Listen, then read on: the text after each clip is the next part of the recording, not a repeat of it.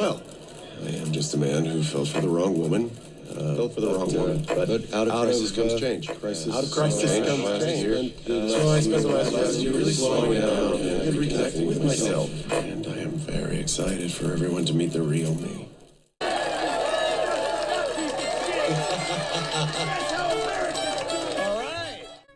Now truly, how powerful is Homelander? What if he was put up against the likes of Superman or Omni-Man? Now he's never been truly tested except maybe against Soldier Boy.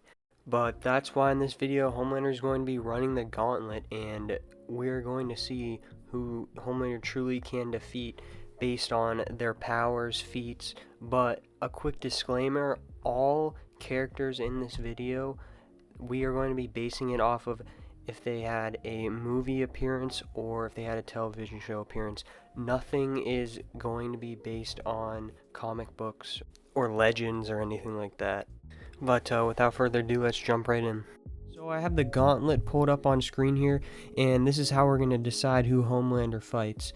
So this video can range from anywhere between 2 minutes to 2 hours, depending on who Homelander is put up against. We have 3 options. We have the DC universe, the Marvel universe, and the Invincible universe. I was going to go with Star Wars, but I mean, honestly, I think Homelander can beat basically everyone in the Star Wars universe. So here is the DC wheel, here is the Invincible wheel, and here is the Marvel wheel. So let's get started.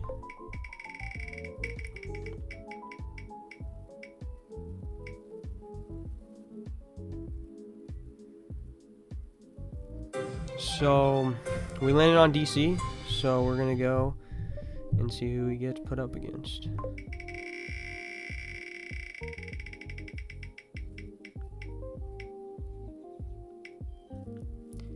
Okay, first fight is gonna be against Joker. Now, whether we're talking about Joaquin Phoenix's Joker, Heath Ledger's Joker, or hell, even Jared Leto's Joker, it really does not matter. So what is Joker going up against? He's going up against an absolute unit. This is someone who is indestructible, can bear a nuke. He has super strength, laser vision, super scream, flying, and not to mention he can fly faster than A-Train, believe it or not. He has super hearing. But what does Joker bring to the table against this? Besides being decent at hand-to-hand combat, he has no superhuman abilities, which makes this not up for debate, and we're not going to waste any more time on this next character. Okay, so that was a pretty easy one. We're going to shuffle this up and see what our next one brings us.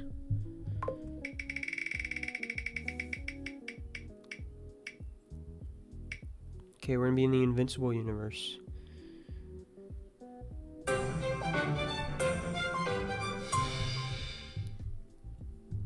Which is wheel 3.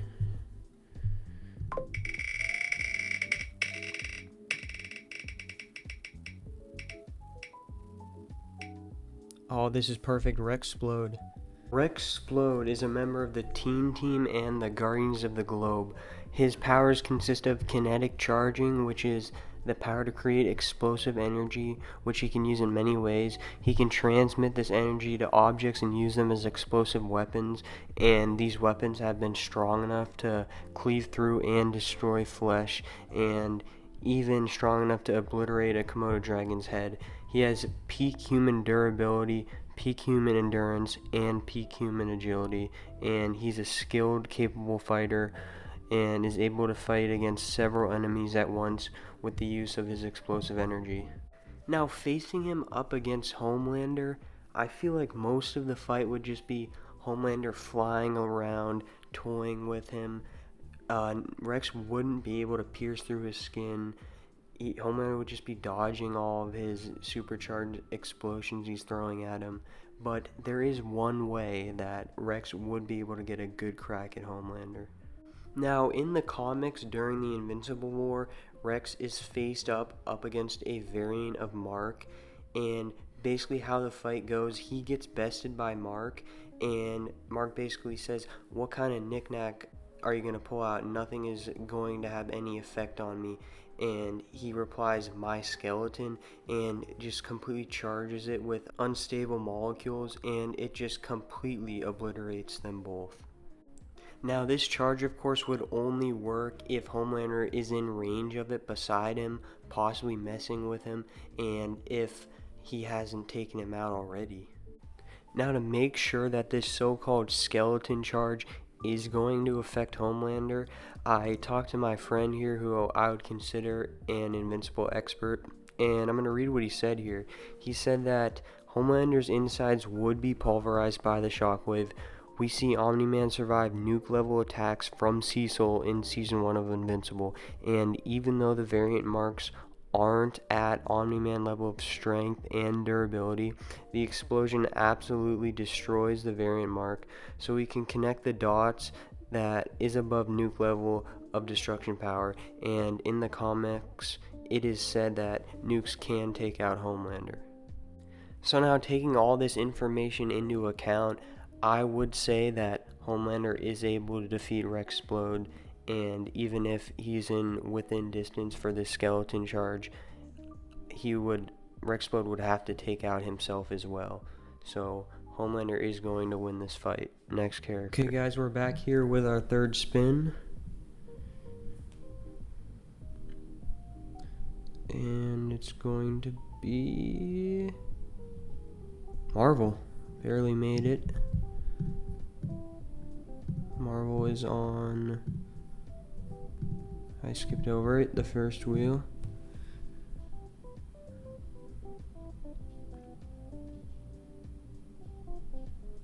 Is it Thanos? It is Thanos.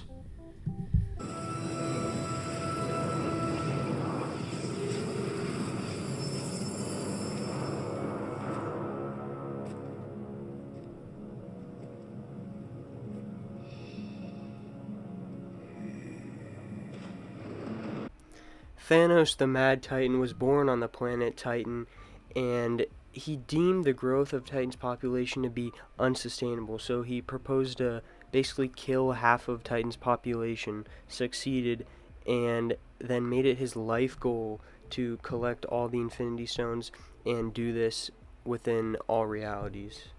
Now, being a Titan didn't only grant Thanos incredible strength, but also great levels of superhuman resilience and durability, which contributed to the belief that he was indestructible and one of the most dangerous people in the MCU that any hero could be put up against. Now, of course, the Thanos that Homelander is going to be fighting is going to be the one without the Infinity Gauntlet, as that's pretty much impossible to defeat. But if you put Homelander into the MCU, I think he would be a more powerful version of Iron Man.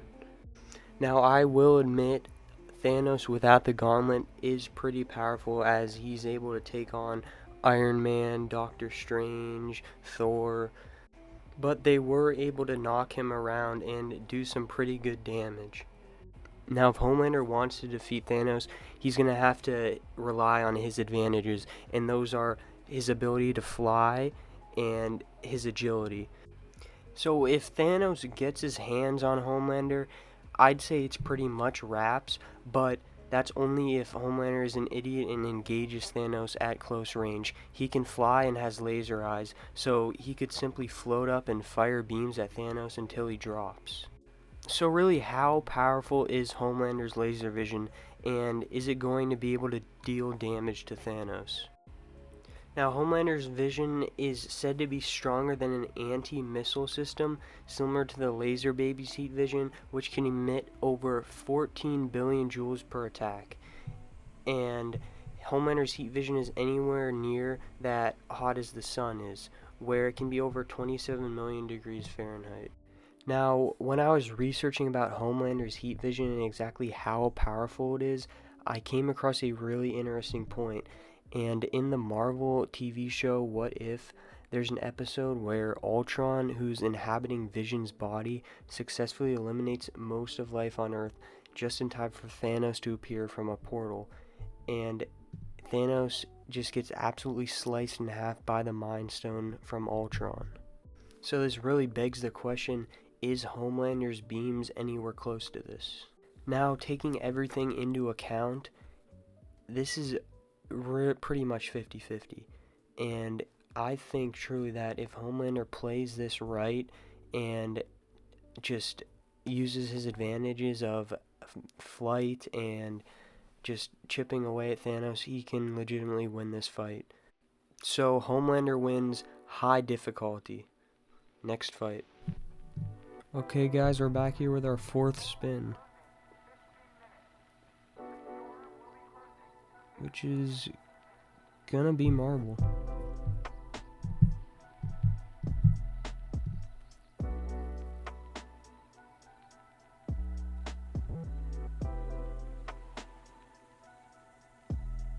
And Moon Knight. Few men are granted a second chance like the one given to mercenary soldier Mark Spector. Having met his death in the deserts of Egypt, Mark Spector was revived by Khonshu, who was the Egyptian god of the moon, and he became the agent of vengeance known as the Moon Knight. In atonement for his violent, materialistic life, Moon Knight uses his wealth, cunning, and indigenous weaponry to wage war against criminals and terrorists everywhere. Now, what are Moon Knight's powers and abilities? He has an enhanced brain function, he has enhanced physicality such as superhuman strength, durability, speed, agility, and stamina. He has night vision, shadow walk, sky manipulation, and he even has a regenerative healing factor. Now, some examples of this healing factor we see showcased in the Moon Knight television show are where he's getting attacked by a bunch of spears, and they aren't really, they're affecting him, but they aren't really taking him out. He's able to just break them in half and rip them out of himself. This also showcases his pain resistance, and as for his equipment, he has a glider cloak, which he uses to glide. He can't fly, but he can use it to safely glide down, and he has his crescent darts, which are most likely his favorite weapon. Now for Moon Knight's power scale in the MCU, he is said to have a level 3 strength, which is one higher than Captain America and one lower than Spider-Man. So putting all this into account, I would say that he's on the Bucky, Black Panther, and Captain America level of strength. But unfortunately, I think we can all agree that a fight between Homelander and Moon Knight isn't going to fare in Moon Knight's favor. He's just going to get outworked by Homelander, and it's going to be a pretty easy fight for him. Homelander takes this low to mid difficulty. Next fight. Okay, back again with our fifth spin. Is it going to be Invincible? Yes, it is.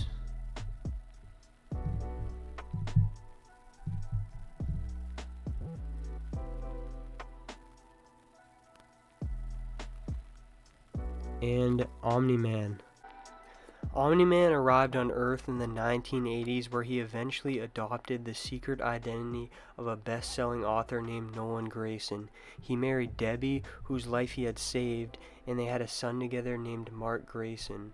Now, Omni-Man is a Viltrumite, and what a Viltrumite is basically a highly advanced species of humanoids native to the planet Viltrum. Now, what their goal basically is to conquer all planets and rebuild their race, because they think that they are superior to everyone. Now, the video playing on screen here is probably Omni-Man's greatest feat, and basically what he did was he lured Earth's premier superhero team, known as the Guardians of the Globe, to their hideout in Utah, and he just brutally murdered every single member on the team. Now, in addition to having all the generic powers and abilities of a Viltrumite, Omni-Man ranks among the most powerful Viltrumites to ever exist. He has superhuman strength, ability to easily lift intense amounts of weight and tear through virtually any matter. This places him as the single most powerful being on Earth. He has super speed. He is able to close tremendous amounts of distances in seconds and likewise react to the fastest of opponents. He has high invulnerability and is immune to all forms of illness or contamination, and is able to withstand physical harm from all but the strongest of dangers. He has enhanced healing factor. He's able to recover from any damage he does sustain in remarkably short periods of time with no lingering effects. He has high limitless stamina. Like Homelander, he is also able to levitate and fly. While still needing air, Omni-Man can endure weeks holding his breath, and likewise can survive the vacuum of space unprotected, allowing for unaided interstellar travel. Omni-Man's feats include effortlessly throwing a baseball around the Earth, redirecting an asteroid the size of Texas. He participated in destroying a planet. He flew from Earth to Thraxa in under a week. He survived the Mean Supreme. He defeated Invincible, Alan the Alien, Space Racer, and the Guardians of the Globe. And probably his most impressive feat is he single-handedly ended the Flaxan civilization. You don't seem to understand. Earth isn't yours to conquer. Now, Omni-Man just travels to this other planet, civilization, and just absolutely wreaks havoc like it's nothing. And on this planet, there is a faster aging, and we can see this as when these aliens travel to Earth, they just cripple up and die instantly. And what Omni-Man gets from this is just growing a beard when he exits. Now, what are Homelander's feats? Is it his laser vision, or perhaps being able to defeat Soldier Boy and Butcher and Huey in a 1v3? But that doesn't compare to destroying alien civilizations and interdimensional travel. Now, when I think about Homelander, I don't know about you, but I think of his tactics as relying on intimidation and shock value, and he tends to fight with a sense of superiority. Now let's contrast that to Omni-Man, who is a seasoned fighter, and he uses strategy and experience in his combat situations. Now, realistically, how a fight between Homelander and Omni-Man would play out, I think they would have a pretty good conversation. Homelander would eventually get angry and engage, and he would probably last a good 30 seconds or so, tanking a couple punches until Omni-Man punches through his stomach, rips off his face, and Homelander would just not see it coming, as he's never faced someone this powerful. So unfortunately, Homelander is going to stop here, and Omni-Man wins.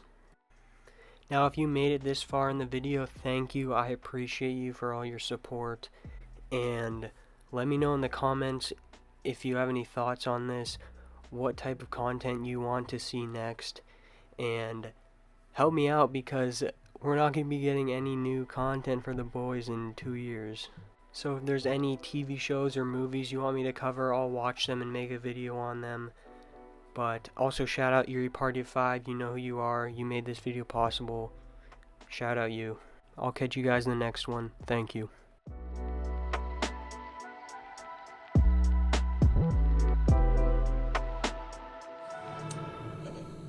I'm kidding. You really need to lighten up, guys.